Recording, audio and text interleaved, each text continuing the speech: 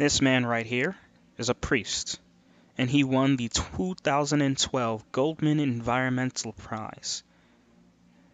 And he's calling for urgent and collaborative action to avert the worsening effect of dirty energy. He spoke at an international gathering in Chicago and said voices of faith should be part of the campaigns in framing the agenda for collaborative action. He emphasized the challenge for ecological conversion in energy policy to protect and sustain the common home, and says the Catholic Church has been very slow and somehow ambivalent in responding to ecological problems. He says with Laudato Si, church people have taken up the challenge of pursuing a transformative ecological consciousness. And he says Catholics are challenged to come together as a church and to be in solidarity with the global community to protect the planet and to pursue our campaigns for a sustainable future. Climate. Pope appeals to local churches to mobilize. He encourages the global Catholic climate movement. On February 1st, 2017, the Pope appealed to local churches to mobilize for the protection of the planet. In the course of the general audience in the Vatican's Paul VI Hall, he greeted the delegation of the Global Catholic Climate Movement, GCCM.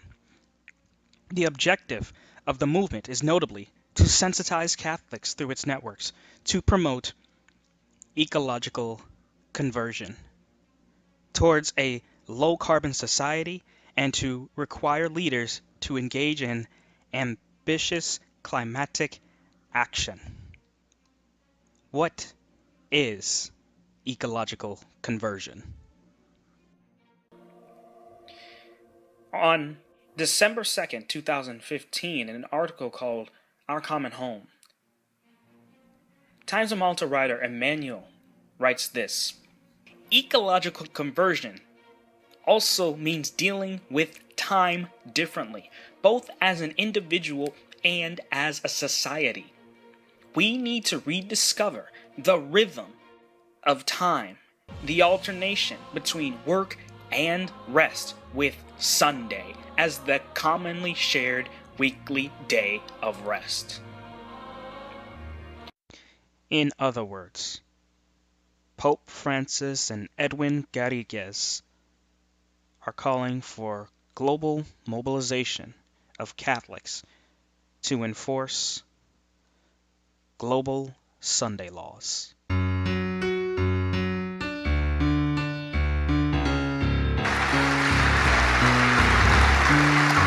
Ti incoraggio a continuare ad essere reti affinché le chiese locali rispondano con determinazione al grido della terra e al grido dei poveri.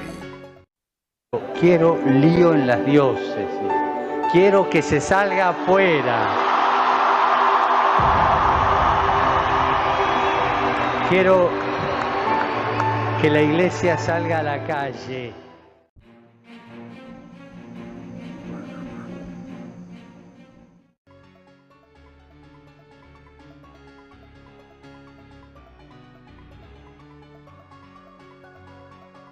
This is the Catholic Climate Covenant's petition to President Donald Trump, and in it states, as you take office, we urge you to demonstrate bold leadership in addressing the climate crisis by honoring the Paris Agreement, contributing to the Green Climate Fund, and implementing the Clean Power Plan.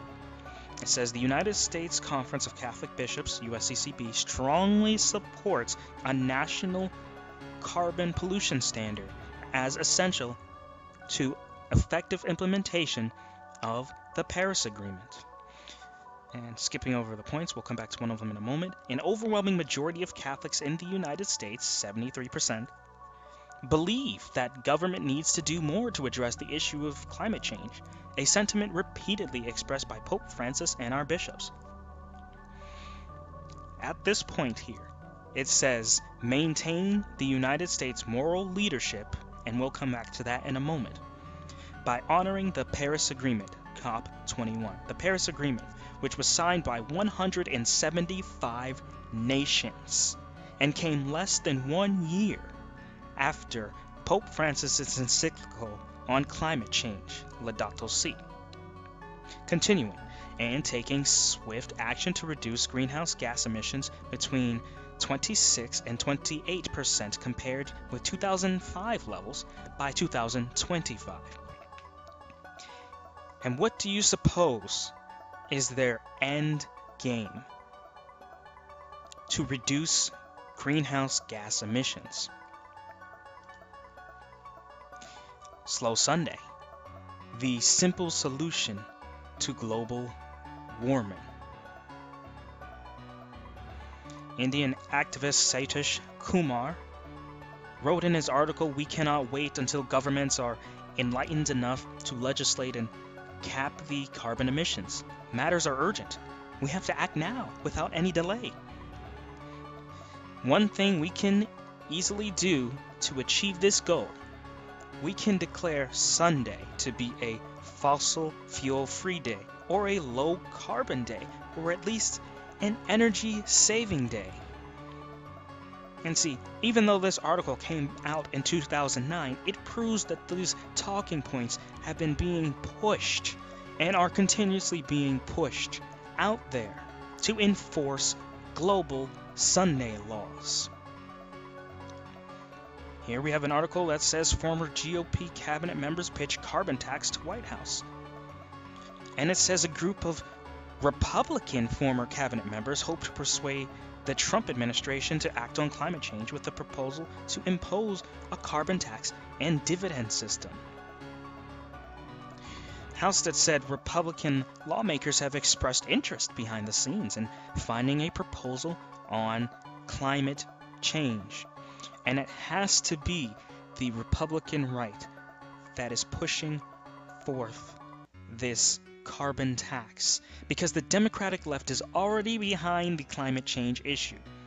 And if you can get the Republican right to come out and to push for this, they can join together with the Democratic left, just like 175 nations joined together in December 21st, COP21 Paris Agreement. Climate change will be seen and is being taught as a moral issue. And it has to be taught as a moral issue so that people can bring out God's 10 commandments, the moral law of God. And there, Catholic officials and Catholic people will convince others, Protestants, etc., to go forward and enforce Sunday laws, first in the United States of America and then the rest of the world. In this article here, it says Catholic conferences provide a voice for the church at state capitals. It says it's not uncommon in state houses across the country for a priest or a bishop to offer a blessing at the beginning of the legislative session. And so we see here the Catholic people are already involved in the legislative session, invoking their God. Continuing, but many Catholics might be surprised to learn that the Church's presence in the halls of local governance continues well after the session has been gavelled in. Continuing, in state capitals, from Sacramento to St. Paul, Tallahassee to Topeka, the Catholic Church is advocating for policies in line with a consistent ethic of life through the work of state Catholic conferences. The Catholic Church and Catholic conferences boldly and bravely enter the fray of politics with compassion, respect, and most importantly, as they believe it to be, the truth, said Jenny Kraska, Executive Director of the Colorado Catholic Conference. The roles a Catholic conference plays can vary slightly by state, with some conferences taking on added duties, such as administration of diocesan employee benefits. At the heart of it, though, a state Catholic conference serves as the official public policy voice of the state's bishops, coordinating the public policy efforts of several dioceses. When we speak, we do so on behalf of our state's bishops, and it is their positions on legislation that we convey, explained Jeff Caruso, Executive Director of the Virginia Catholic Conference. Catholics are an important part of the American story. America has been strengthened by hardworking Catholics. From New York to California, the Catholic story is truly unique, and it's a great story. From marching for civil rights to educating millions of children, serving the poor, and helping define the pro-life movement, clergy and lay Catholics across the country have made countless contributions to the American success and the American success story. Washington politicians have been hostile to the church. They have been hostile to Catholics. They have been hostile to the members of Catholicism. My administration will stand side by side with the American Catholics to promote the values we all share as Christians and Americans. God bless you. God bless the United States of America. We will make America great again.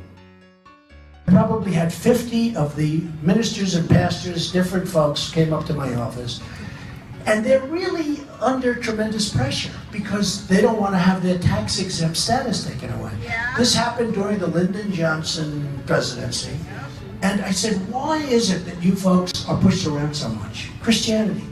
These are the pastors, and these are strong people. These are really strong people. Why do you allow them? Why aren't you more forceful? And finally somebody said, well, we have to be a little careful of our tax-exempt status. I said, when did that happen, actually? It was during the Johnson. Well, we're going to try getting rid of that, okay? Because that's really terrible. We're going to try getting rid of it. And I've said that too. I've said that we're going to try getting rid of it because it sort of means that somebody walking down the street has more power than somebody of religion, of our religion, of Christianity, somebody that's an evangelical. You take anybody, they have more power because these people are powerless. They've actually taken their right of free speech away. That's right. So I said, we're going to try and get rid of that, and I think we'll be very, very successful. You know, it's interesting. I said, how many Christians are there? Because, you know, we got men, we got women. You cut it in half, we actually have a few more women, but we have far more Christians than we have men or women. So in a way, it's the most powerful lobby. It's the biggest group of people. But they're not allowed to talk because they're petrified. You saw what was happening with the IRS, and you saw what was taking place with regard to certain groups. So we are going to try, and usually when I say try, that means I'm going to get it done. But we are going to try very hard. We're going to get that brought back. And I think it's going to be very hard to counter it because if the Christians and if the whole evangelical Christian sector gets together, nobody can beat. It was the great Thomas Jefferson who said, the God who gave us life gave us liberty. Jefferson asked, can the liberties of a nation be secure when we have removed a conviction that these liberties are the gift of God? Among those freedoms is the right to worship according to our own beliefs. That is why I will get rid of and totally destroy the Johnson Amendment and allow our representatives of faith to speak freely and without fear of retribution. I will do that, remember.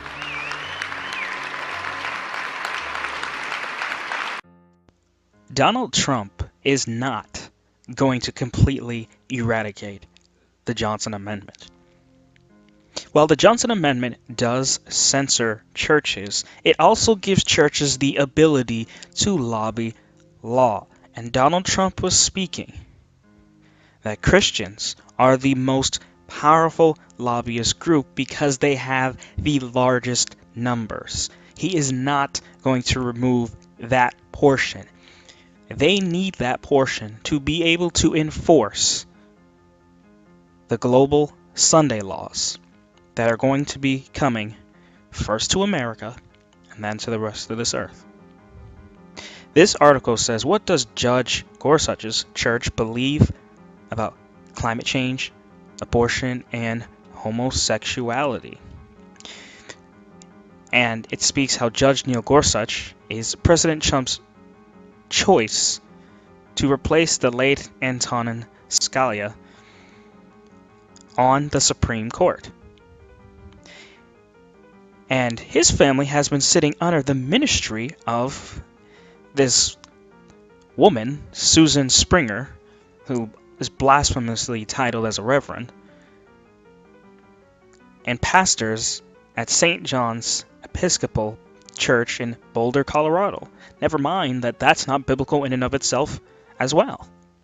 But the denomination is liberal on many social issues, including abortion, same-sex marriage, and climate change. This article here, can a children's lawsuit force action on climate change? The case, Juliana versus United States, was first filed in 2015 with President Barack Obama listed as lead defendant, so the switch to Mr. Trump is largely procedural. But the plaintiffs are seeking a court order that will compel the U.S. government to drastically curb carbon emissions.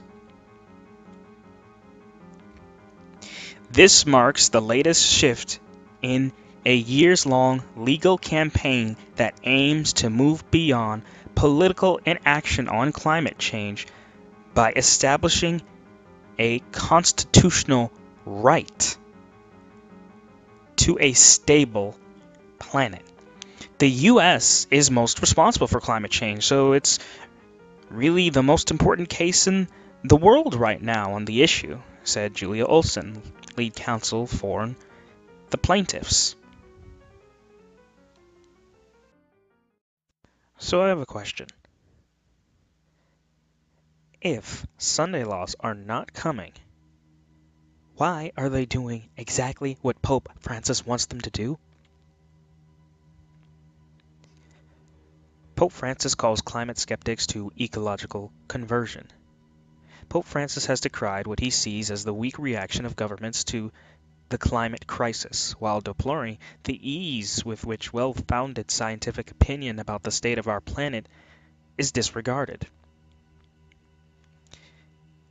What is needed, the pontiff suggested, is an ecological conversion. Remember, Sunday laws? Capable of supporting and promoting sustainable development. Never before has there been such a clear need for science to be at the service of a new global ecological equilibrium, Francis told his hearers while painting a picture of a world on the verge of ecological collapse and a consequent increase of poverty and social exclusion.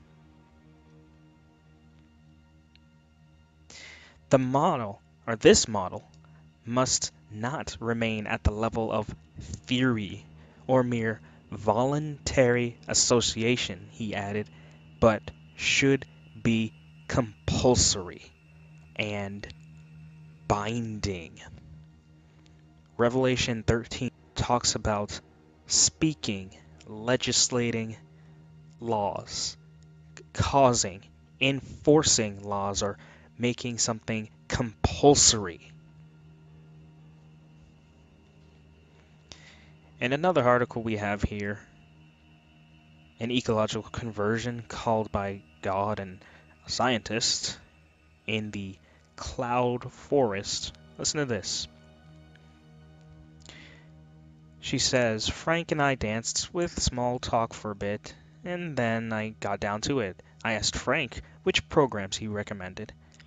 How do I live out these next 20 years or so, really making an impact for our world? I asked.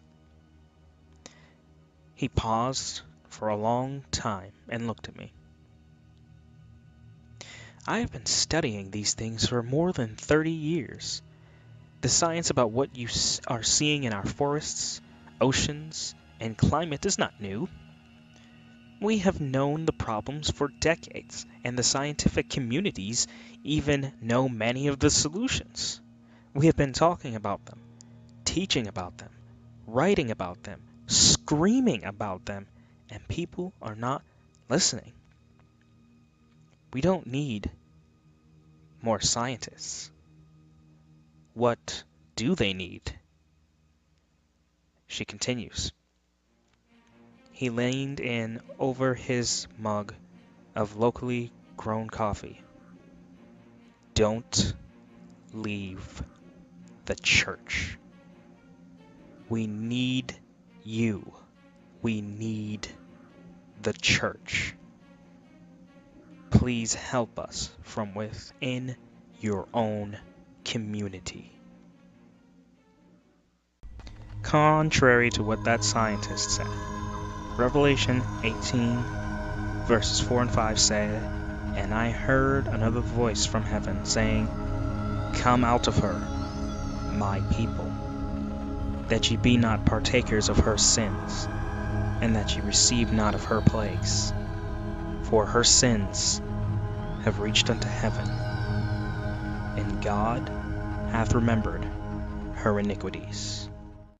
If you are interested in sharing the gospel of the kingdom of God, including the third angel's message found in Revelation 14, please contact us through one of these sites. Thank you for watching. God bless.